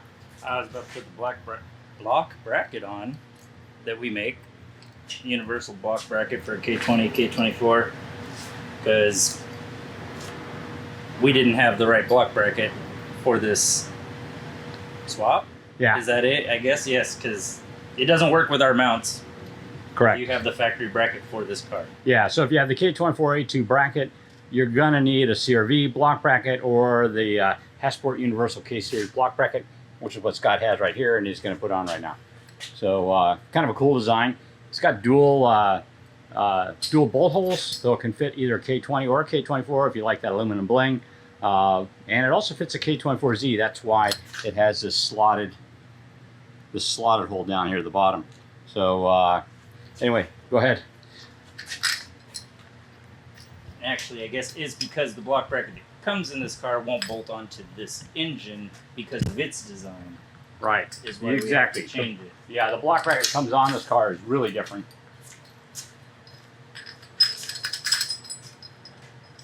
Two things that need to be bolted on this are this block bracket and of course the oil pan. That's what really makes it swappable, so to speak. We're using again the FG swap kit made by Hasport. We're going to go in from the bottom on this particular vehicle. So we're going to take the subframe off, drop. Do we drop the steering rack with that? Yeah, we do. And the steering rack, and then set the car over top the motor, both in left and right, put the subframe up, and then bolt in the rear mount.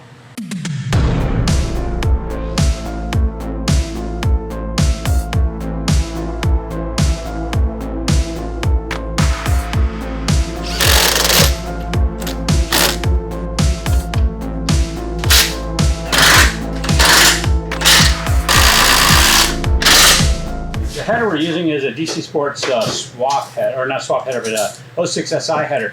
And this is actually in place of the catalytic converter on this. Normally, the engine goes forward like a split, and then a short pipe, and then catalytic converter, and then attaches to the rest of the exhaust.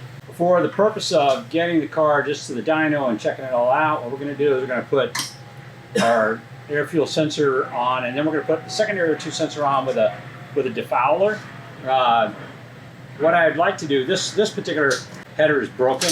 We've got a newer one on there. So what I'm going to do is I'm going to come in here and I'm going to cut this right here and put a flange on it, and then put a catalytic converter in this section right here. I'll get an OBD21 online, probably from Magnaflow. Then we can put our secondary R2 sensor back in.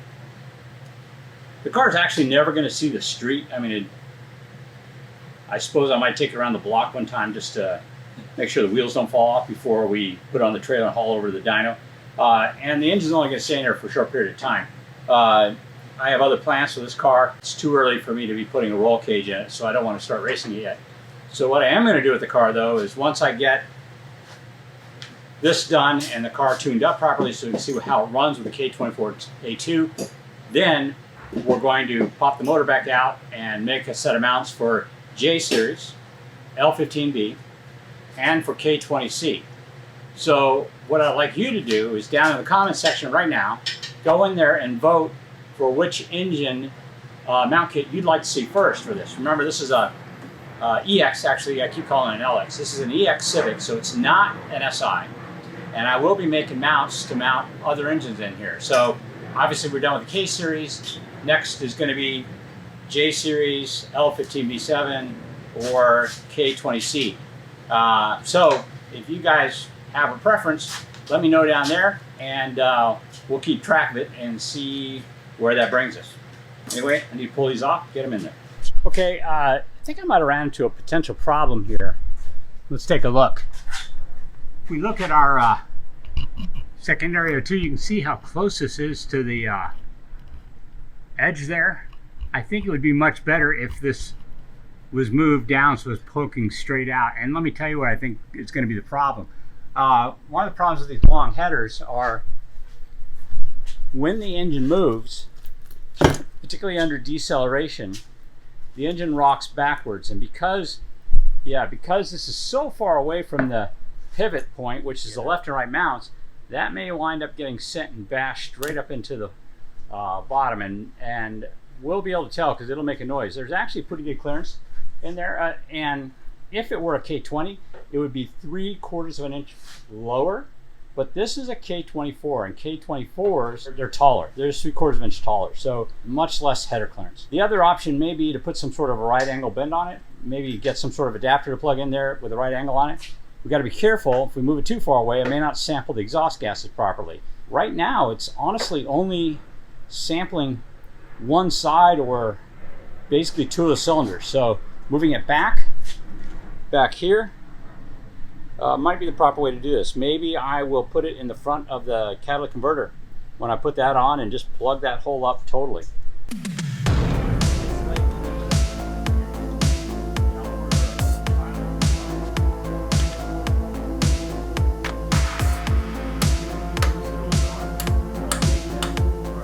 I think we're at a standstill. Yeah, I think we're at a standstill. We did as much as we could today. We need parts. We need an axle boot, Yeah. fuel line. Fuel line, yeah. We need the, the adapter harness I built. We need that. Adapter harness. We accidentally broke our intake tube. Oh, yeah. So we need, You're welcome. so we So we need to an fix S, yeah. something there. I think I'm gonna try and repair it, but I ordered a new one. It's just gonna take a few days to get here. So, but yeah. So, oh, and we need to have our new key Oh yeah, we need programmed to get to the computer. So we're stopped right now. We'll try to pick up tomorrow. See what parts we can get here. But it's a roller. We can roll it out, and then when we get the parts, we'll roll back in and finish it up. All right, guys. We'll be back. We're not done yet, so we're not signing off. But we'll be dressed different next time you see us. You may not. Yeah.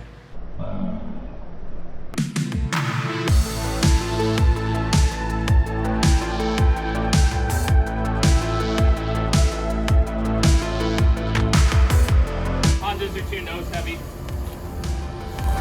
Get the camera off my face!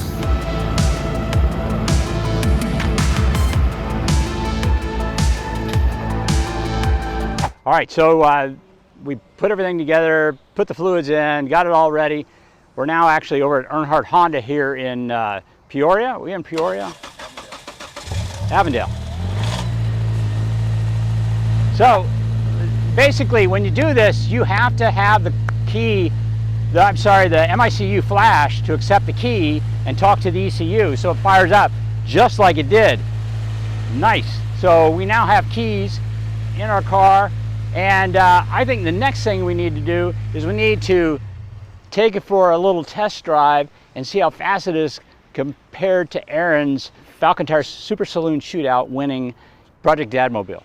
So we've got our K24 powered FG or Civic EX, 2008 Civic EX, 2007 Civic EX, and we're ready to hit the road. So we know it fires up, and Anthony and Ryan, thank you guys so much for this. By the way, like I said, when you do the swap, you're going to need a Honda dealership to flash the MICU and the ECU so that it works properly with this setup.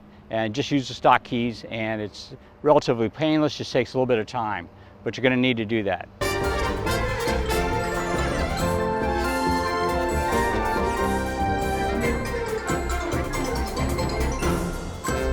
Fantastic is if I would have then hit the wall. What I'm going to do right now is take it for a little test drive.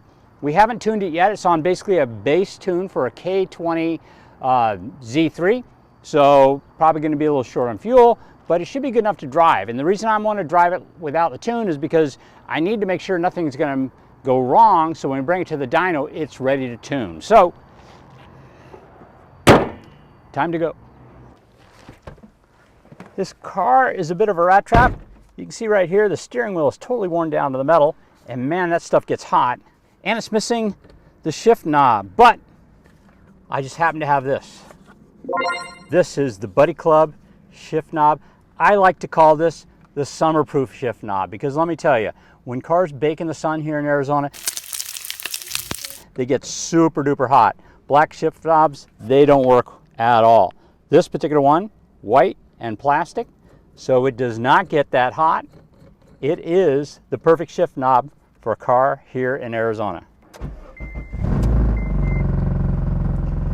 The buzzing you hear is actually because it's a K24, the header's a little bit high and it's actually touching the bottom of the engine. We haven't done anything about that yet. We are going to do something about that, but not right now. So it touches a little bit, rattles a little bit. All right, test drive, here we go.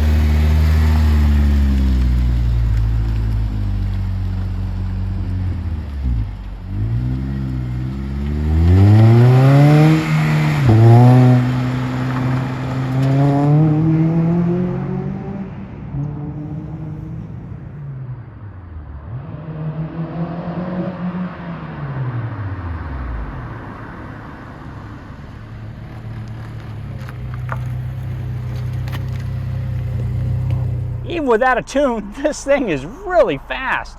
This is going to be a lot of fun. It feels like I have either too much or too little air in one of the tires, but other than that, this thing's ready for the dyno. I can't wait to see what kind of horsepower this thing makes.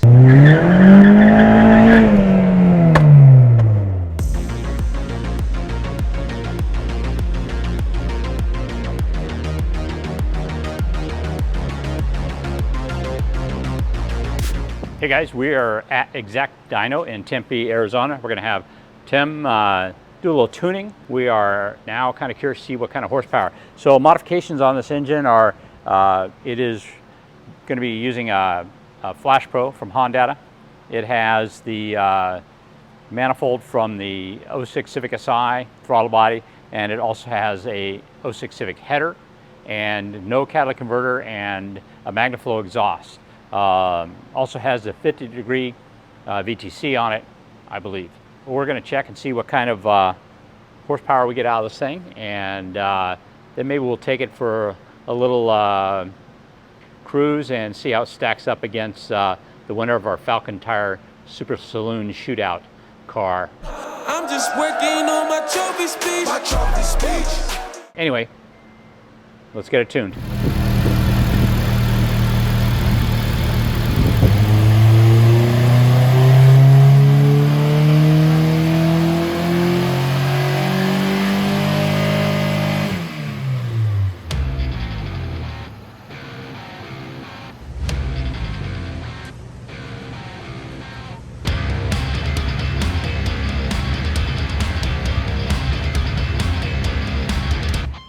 Okay, so we got a mega huge puddle under here, and it doesn't look like it's oil. It actually looks like it's transmission fluid. It looks like it's leaking from both seals, and the logical explanation for that is we use R18 axles on this, and I don't believe that those axles are actually the correct size for the SI seals. So we're gonna have to take them out, do a quick measurement, and if there's a seal available, we'll do that. If not, we're probably going to wind up putting in SI axles. So, dang, we thought we were learning something by being able to use R18 axles, and it looks like they may not work because of the axle seals. Anyway, we have another problem too. The car got really hot, and although we were able to get a little bit of water in there, I'm not positive the thermostat's working. So anyway, I got a big mess to clean up now.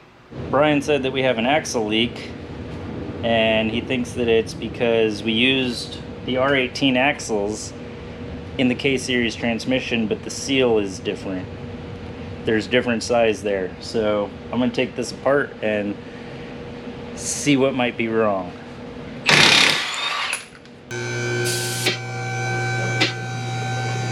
I don't like latex gloves.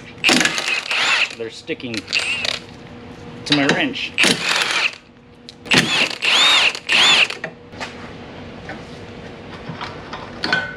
Just like so. There it is. Just work it. And just as I suspected, I could tell something looked a little odd. We're actually missing the seal. That's why. There's no seal in that side either. So, I have some seals right here. Hey dummies, why don't you just put the SI axles in and save yourself a ton of trouble? Get the hell out of here! Well, that didn't work, so let's check these out. I have right here an R18 axle and an SI axle side by side, and if you look at it, the joint on the SI is significantly larger than it is on the engine with the R18. We would have had to change the knuckle in order to use this axle, and that just was going to be an expense we didn't need to add. So we found out, of course, that the inner seals from the SI work fine with the R18 axles. So we put those on the transmission that we had somehow left off, and everything worked out just fine. Now, Hasport is actually going to make an R18 axle that has that little bit of extra length that's needed for the one side of the axle that was on the borderline short side, but that should solve all the problems. Okay, so Brian said that the air fuel sensor wasn't working properly, and I went through all the procedure and traced all the wires, made sure it was working good, and then with my bad eyes, I noticed that the wire was chafed there. So I unscrewed it to get a better look and noticed that it rattled. And I tried to hold the washer. And if you can hear that, it sounds like a cat toy. The O2 is just bad. So we had a brand new one, 06 Civic. Looked just like this, so I replaced it, and we'll see if that takes care of the problem.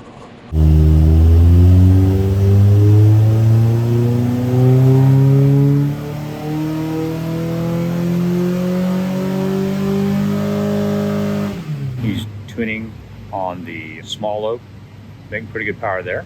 And we'll probably do a few more runs like that, and then work on the high lobe.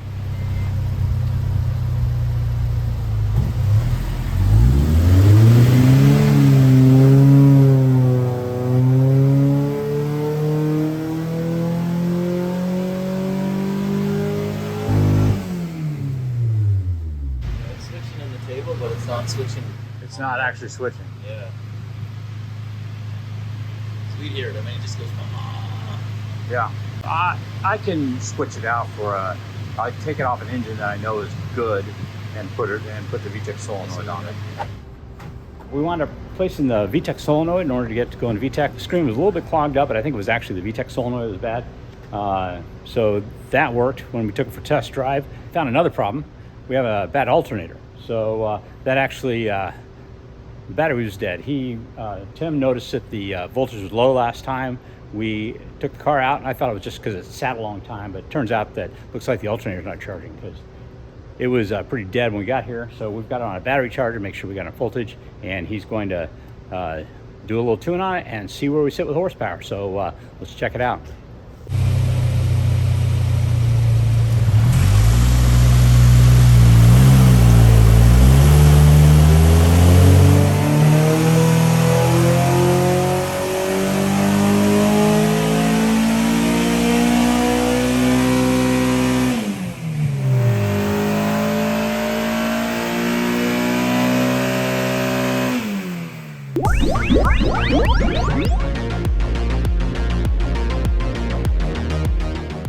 We got the K24 into our formerly R18 8th gen, and it's supposed to be an SI killer.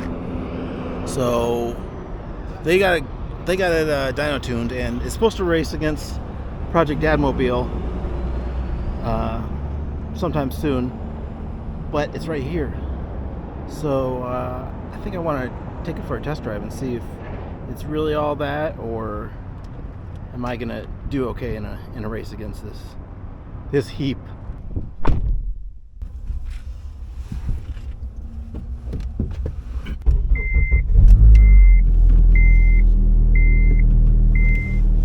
Let's see how this swap behaves.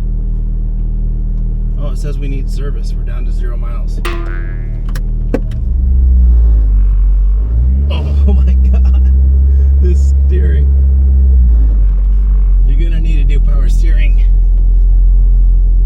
with your K24 swapping these, because they don't have EPS like the SIs.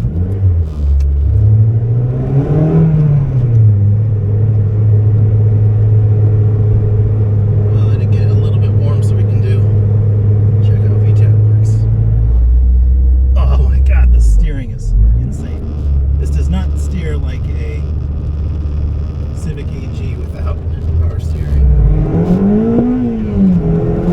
Holy shit. Oh man, this sucker pulls. This thing is kind of nasty. Did it go into VTEC? Yes, All right.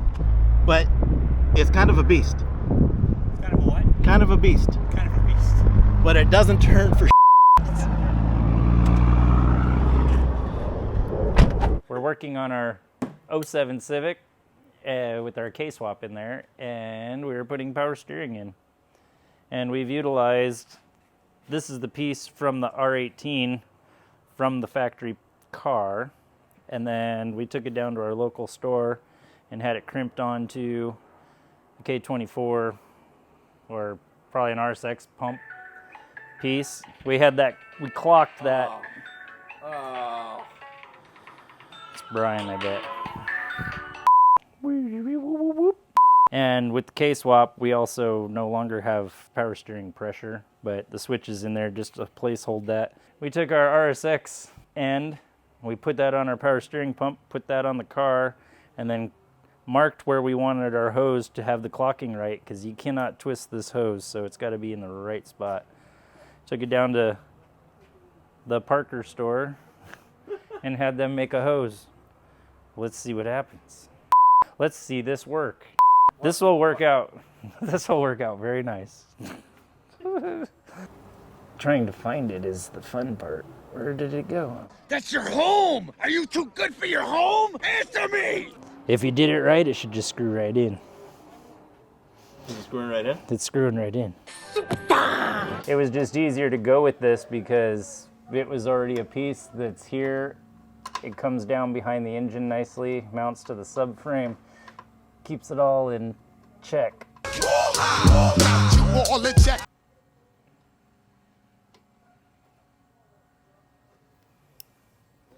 When we first did this project, we weren't concerned with power steering, and it was not completely tangible at the moment, so we went and put an idler pulley on here to be able to run this car. And now that we want to put power steering on there, we've removed that. I put the power steering pump on, it's just sitting there. Factory reservoir tank sits right here. I have the line, that's the line that comes from the rack and comes back in. And then down here, this hose is connected that feeds the pump. This hose is just a bulk piece of hose that we found that was the right size, so you can go down to probably an AutoZone or anything and just get some oil-resistant hose that's the right size that will fit your barb, and find a happy routing spot through there. Right now, this is what you get. And here's our power steering line that we just put in down below.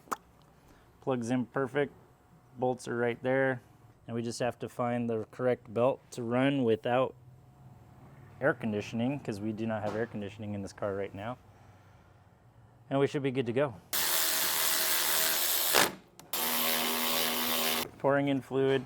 I've turned the steering all the way to one side. So hopefully when I draw some fluid in, you can get rid of the air a little quicker. The problem is that whenever there's air in there and then you start the pump, it forces those bubbles through the pump and it foams the stuff up. Oh yeah, nice, it drew down some. This may or may not be, I've never tried it this way because I've never done it super dry. Because even if I've rebuilt a power steering pump, the lines still had stuff in it. It drew it back down again, so this should make a mess. I'm gonna start it and see what happens.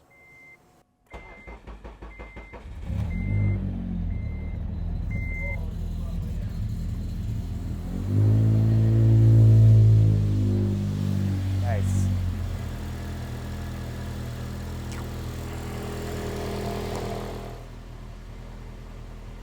Well, it feels like there's power steering.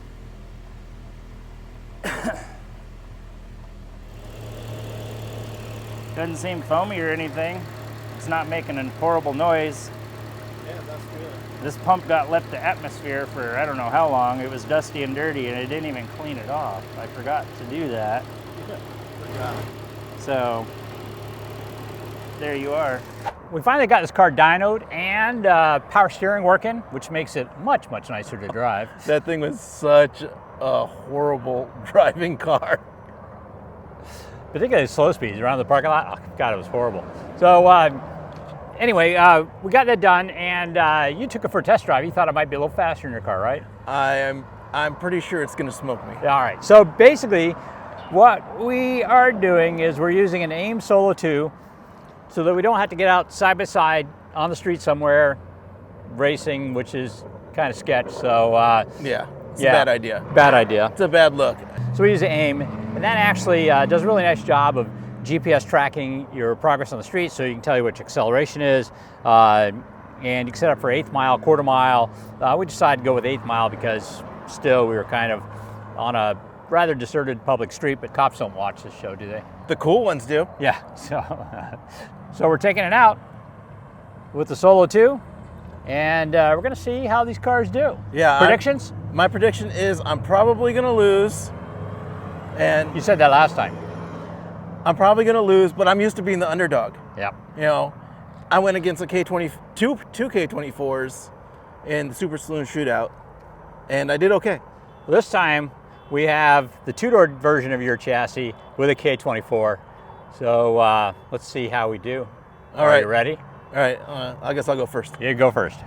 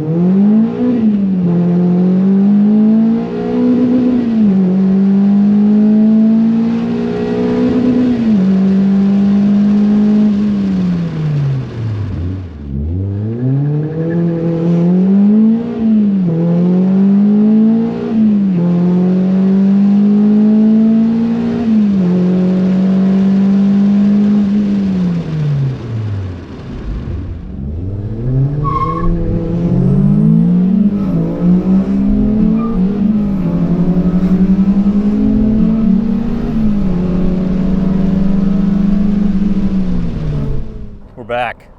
All right. That was quick. Yeah. I'm not so sure about this. Okay. What are your Because- times? Well, let's see. My best time Best time. was 11.05 at 70.4 miles per hour. 70.4 miles an hour. I did a little bit better than that. I would say so. You did a 10.15 Yep. at 74.5 miles an hour. Yeah. So- I think it's that torque. Oh, for sure. It was interesting because that was my first run, and I felt like I spun the tires a little more than I needed to. Apparently not. And the other thing is I bounced it off the rev limiter 3 times. And I used it more actually as a shift indicator rather than a rev limiter. That's what. And yet it was faster. And then my next time, I thought it was a little cleaner.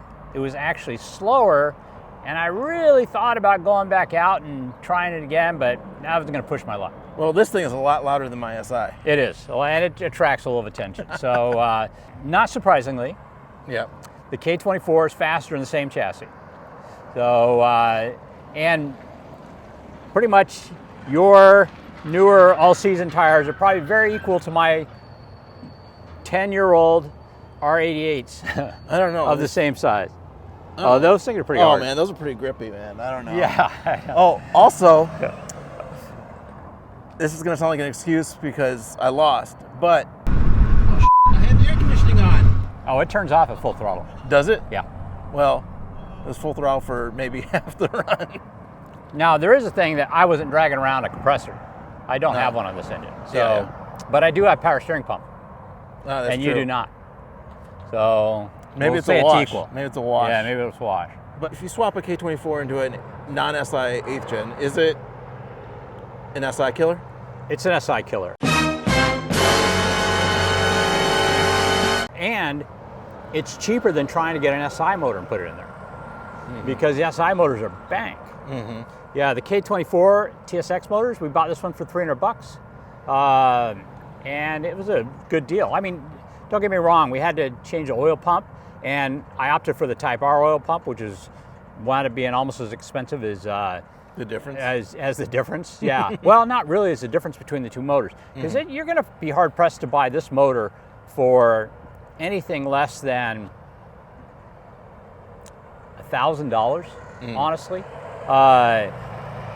you might find it for $800 or so, but they're going to be $1,000. This engine, $300 to $750 all day. Yeah, and then the oil pan is available aftermarket. You do not actually need to do anything or put a Type R oil pump on. You could actually put an 06 Civic Si oil pump on. There's you know, you can buy those for, you know, less money than the oil pan if you buy them used.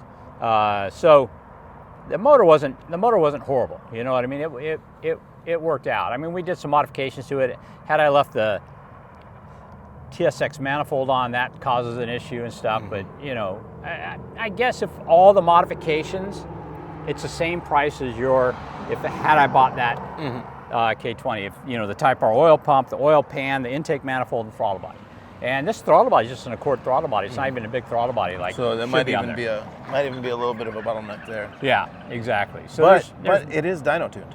It is dyno tuned for sure. Stock. Yeah, whatever it came from tuned. the factory 200,000 Yeah, we miles should probably ago. put it on the dyno and see what it does. So that brings us to the end of this particular R18 to K series. Yeah, R18 journey. to K series. It's done. So I think a couple things. I got to figure out what I'm going to put this motor in because I'm not sure I want to take the oil pump off and the pan off. So I don't know. Maybe we can find a carb legal tune for this car.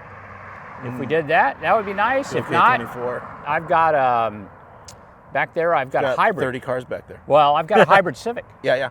That would use the same setup. So I don't know if you've ever seen my drawing of my land speed car 4-door sedan Civic. Yeah, it wouldn't. Yeah, that would be a nice start for that. That'd be dope. Yeah, that'd be nice. We're gonna watch an accident happen here. We're gonna see if somebody gets T-boned here. Yeah. No. Either way. They lived. So we did it. They're probably trying to find the dispenser. It's right down there, guys. Yeah. No, well, or maybe they did. Maybe they already found it. They already found it. That's why they're like, "Where are we, man? Yeah. I don't know, man. Turn around here." Exactly. I think next we're gonna make some mounts for an L15 motor in this. We're gonna see if the K20C fits well in this, and the J series motor in this. You guys have a preference? What car engine you'd like to see in this? Drop a comment. Yeah, drop a comment down below. Think about liking and subscribing. So don't think about it. Don't think, just do. Just freaking do it. Stop thinking about it. Stop sleeping on it. It's free. Yeah, like, subscribe, and it helps us. Share. Yeah, and then when we put our new motor in, you can see what we do. Then I'll get smoked by another engine in the same chassis. Well, obviously. So thanks for joining us for another episode of VTEC Academy. I really appreciate it. And like we said, please like and subscribe. That helps us get to more people. And supporting the channel is important. We can get more projects like this going. All right, guys, got anything to say before we go? Later. Peace out.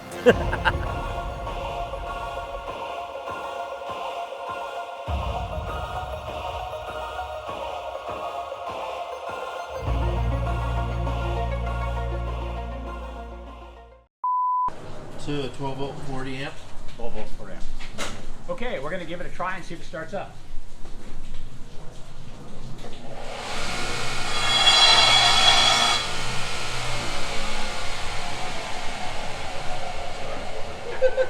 Right, we gotta do it.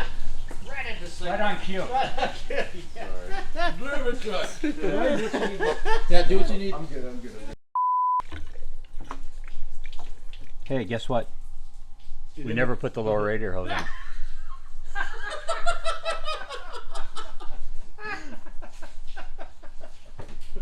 Whoops. Would have put that up in the air. The whole hose is not even on. Yeah.